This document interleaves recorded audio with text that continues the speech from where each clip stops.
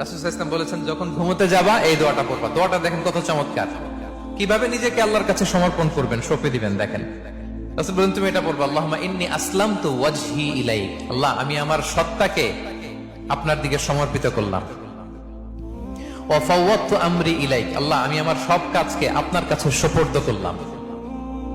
ওয়া আলজাতু যাহরি ইলাইক। আল্লাহ, আমার পিঠকে আমি আপনার কাছে আশ্রয় রাখলাম। সুবহানাল্লাহ পড়বেন না? আমরা যখন ঘুমাই আমাদের পিঠটা বিছানার মধ্যে লাগাই না? আল্লাহ, আমার সত্তাকে আপনার কাছে আমি সমর্পিত করলাম। আল্লাহ, আমার সব কাজকে আপনার কাছে আমি সঁপে দিলাম। আল্লাহ, আমার পিঠটাকে আপনার কাছে আমি আমানত রাখলাম।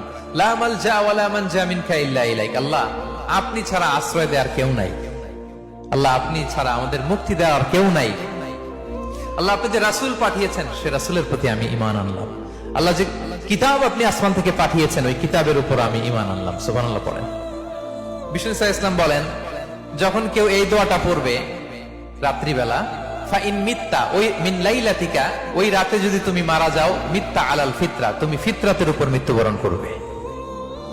ওয়াইন আসবাহতা আসবাহতা ওয়া ক্বাদ আসাবতা খাইরান কাসীরা, আর যদি রাতে মৃত্যু না হয় তুমি বেঁচে যাও, তাহলে